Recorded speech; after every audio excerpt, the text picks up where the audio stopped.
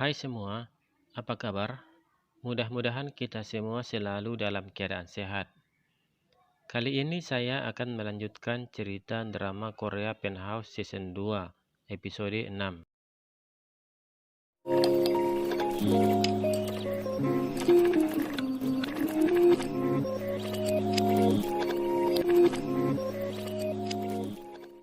Ketika Sojin menunggu Rona untuk menerima piala, seseorang masuk sambil berteriak bahwa di luar ada mayat. Mendengar itu, acara dihentikan dan mereka berlarian keluar untuk melihatnya. Dan benar saja, mereka sangat kaget ketika melihat seorang perempuan tergeletak di tangga bawah dengan berlumuran darah. Perempuan itu adalah Bayrona. Ibunya yang melihat itu menangis sejadi-jadinya karena ia menemukan putrinya satu-satunya dalam keadaan sekarat. Dengan sigap, Ibu Jenny menghubungi ambulan dan meminta gerbang ditutup agar tak ada yang pergi sebelum polisi datang. Namun tak lama kemudian, alarm sekolah itu berbunyi. Entah siapa yang membunyikannya. Akibatnya, semua orang berlarian keluar dan suasana semakin kacau ketika mereka melewati tempat kejadian itu. Beberapa saat kemudian, polisi dan mobil ambulan datang dan membawa Rona ke rumah sakit. Sebelum berangkat, Ha Yun Chul berusaha menenangkan Yeon Hee. Ia mengatakan akan segera menyusul. Ketika Ibu Jenny berjalan di tangga, ia menemukan kalung milik Yeon Bol. Namun dengan cepat, Sojin mengambilnya dan mengatakan bisa saja itu barang bukti. Sementara itu, Yeon Bol sudah sampai di kamarnya dan ia berusaha membuka bajunya yang berlumuran darah. Kemudian pembantu mereka datang untuk menawari makan. Namun ia mengatakan bahwa ia butuh istirahat. Yeon Bol dengan penuh ketakutan berusaha membersihkan badannya dari darah. Di rumah sakit, petugas medis berusaha memberikan pertolongan pada Rona, dan akhirnya Rona harus menjalani operasi. Sementara itu, polisi masih mencari petunjuk tentang pelaku di sekolah. Namun mereka kesulitan, karena lokasi kejadian sudah dilewati banyak orang ketika mereka keluar dari sana. Tak lama kemudian, polisi meminta keterangan pada mereka. Namun mereka mengatakan bahwa pada saat itu mereka semua berada di dalam gedung festival. Kemudian Ibu Jenny mengatakan bahwa ia mendapat informasi dari Jenny kalau Yeon Bol tidak ada di ruang ganti saat itu. Tapi Sojin mengatakan bahwa Yeon Bol kurang enak badan dan ia pulang duluan. Tak lama kemudian, polisi menemukan ujung piala yang digunakan untuk melukai Rona. Dan mereka juga curiga bahwa ada seseorang yang mengenal sekolah itu, sehingga membunyikan alarm agar jejak pelaku bisa hilang. Jenny dan ibunya datang ke rumah sakit untuk mengunjungi Rona, dan mereka juga membawa trofi utama milik Rona. Tak lama kemudian, petugas medis datang dan mengatakan bahwa Rona sudah sadar. Lalu Yeon Hee segera masuk untuk menemui Rona. Yeon Hee memperlihatkan trofi itu pada Rona dan mengatakan agar Rona segera sembuh. Namun Rona mengatakan bahwa trofi itu milik Min Sola. Dan tak lama kemudian ia lunglai. Melihat itu, Yeon Hee kembali menangis histeris karena ia mengetahui bahwa putrinya kembali kritis. Petugas medis dengan cepat datang dan memberikan pertolongan. Dan bersamaan, Yeon Chul juga datang ke sana. Ia segera menenangkan Yeon Hee. Di rumahnya, Sok Hun marah pada ayahnya karena ia meyakini bahwa ayahnya terlibat atas insiden yang menimpa Rona. Ia juga mengatakan bahwa ayahnya membunuh ibunya dan juga Min Sola. Dante sangat marah, namun tak lama kemudian Sok Yong datang dan memisahkan Sok Hun dari ayah mereka. Lalu Dante bertanya tentang pemilik kalung yang ia dapatkan dari Sojin. Dan Sok Yong mengatakan bahwa itu adalah milik Yeon Bol. Ternyata sebelumnya, ia melihat Sojin mengambil kalung itu dari Ibu Jenny. Dan ia mengambilnya dari saku baju Sojin, ketika mereka sedang diinterogasi polisi.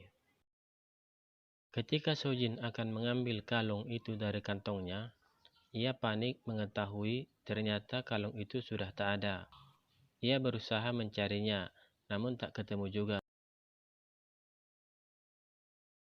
Tak lama kemudian, ia menerima telepon dari sekretarisnya yang mengatakan bahwa Rona dalam keadaan kritis. Beberapa saat kemudian, terlihat Yonbol sedang mengendap-endap untuk pergi keluar, dan ia membawa tas. Namun ia diketahui oleh pembantu mereka. Ternyata Yonbol akan membuang gaunnya itu ke laut. Namun ia dihentikan oleh ibunya, Sojin. Kemudian Sojin bertanya, apakah Yonbol yang melukai Rona? Yonbol mengatakan bahwa ia tak sengaja melakukannya, dan ia tak punya rencana untuk membunuh Rona. Mendengar itu, Sojin sangat takut. Sementara Yonbol mengatakan bahwa hidupnya sudah berakhir, karena polisi akan menangkapnya, dan bahkan ia berencana untuk menyerahkan diri. Sojin berusaha menenangkan Yonbol dan mengatakan bahwa ia akan melindungi Yonbol. Yonbol mengatakan bahwa topi yang ia gunakan ada di lokernya, dan tak lama kemudian Sojin membakar gaun itu. Di rumah sakit, dokter mengatakan bahwa kondisi Rona sangat kritis karena kerusakan otaknya sangat parah. Yonhee semakin khawatir dengan keadaan putrinya hingga ia jatuh pingsan. Setibanya di rumah, Sojin khawatir dengan emosi Yonbol yang tidak stabil, dan ia takut kalau Yonbol akan menyerahkan diri. Akhirnya ia memberikan obat tidur pada Yonbol, dengan harapan Yonbol dapat ditenangkan beberapa saat. Setelah itu, ia mengambil ponsel Yonbol, dan ia melihat rekaman tentang peristiwa kematian ayahnya di ponsel Yonbol. Lalu ia mengambil kartu memorinya. Karena sangat marah, ia memakan kartu memori tersebut. Lalu Shin memperlihatkan bahwa pembantu Sojin sedang menemui seseorang di hotel.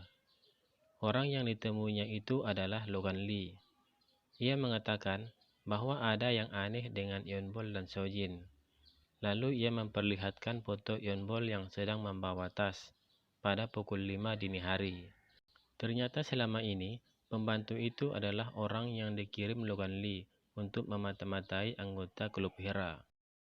Pada suatu malam, Yonhee dan Ibu Jenny pergi ke sekolah untuk mencari informasi dan barang bukti. Namun mereka melihat Sojin juga ada di sana. Lalu mereka mengikutinya. Ternyata Sojin akan mengamankan topi yang ada di loker Yonbol. Ketika mereka memergokinya, Sojin sangat kaget. Mereka memaksa Sojin menyingkir karena mereka curiga ada apa di dalam loker yang akan dibuka Sojin. Mereka membuka loker-loker itu, termasuk loker Yonbol, namun tak ada benda yang mencurigakan. Tiba-tiba Ibu Jenny menemukan topi itu dalam loker Sokyung, dan mereka langsung membawanya pergi untuk dilaporkan ke polisi. Ternyata Ha Yeon-chul memindahkan topi itu ke loker Sokyung. Keesokan harinya, polisi datang membawa Sokyung untuk dimintai keterangan. Sementara itu, Yeon-chul sedang berada di rumah Sojin. Ia menanyakan apakah Yonbol pelakunya, dan Sojin mengatakan semuanya sudah terjadi. Yeon-chul sangat shock mendengar kenyataan yang sebenarnya, bahwa Yonbol adalah pelakunya. Sojin mengatakan agar Yeon-chul segera mencari orang lain untuk dijadikan sebagai pelakunya. Dengan begitu, Yonbol akan bebas. Sementara itu, di kantor polisi, Yonhee memarahi Sokyung. Namun Sokyung mengatakan bahwa ia tidak melakukannya. Tak lama kemudian, Dantae datang dan Ibu Jenny mengatakan bahwa Sokyung mencoba membunuh Rona dengan topi. Kemudian, seorang petugas polisi datang dan menyampaikan hasil tes sidik jari, bahwa di sana tidak ada sidik jari Sokyung. Sokhun juga datang memperlihatkan foto mereka ketika di ruang ganti, bahwa Sokyung ada di sana. Karena tak terbukti bersalah, akhirnya Sokyung bebas. Namun Ibu Jenny mulai mencurigai Yonbol. Tak lama kemudian, Yonhee menemui Yeonbol di rumahnya. Ia memperlihatkan foto itu dan bertanya di mana mereka berdua pada saat itu. Namun Yeonbol mengatakan bahwa ia tidak enak badan dan berada di rumah sakit. Tak lama kemudian, Sojin datang dan meminta Yonhee untuk menghentikannya. Ternyata Yonhee juga sudah ke toko pakaian, dan ia mengetahui bahwa hanya Yeonbol yang belum mengembalikan gaunnya. Ia meminta agar mereka memperlihatkan gaun Yeonbol. Dan ternyata Sojin sudah mengganti gaun itu secepatnya dengan gaun yang sama.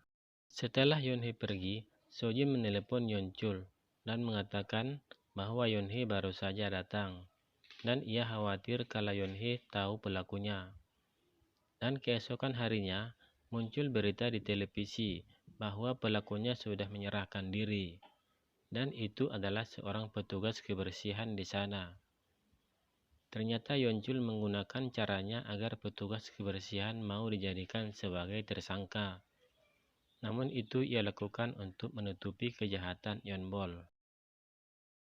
Mengetahui itu, Yonhee kembali ke kantor polisi untuk menemui pelakunya, dan ia menyerang orang itu. Namun petugas berusaha menghentikannya. Yeonchul yang melihat itu sangat merasa bersalah dan berada dalam posisi yang sulit antara cintanya pada anaknya dan cintanya pada Yonhee.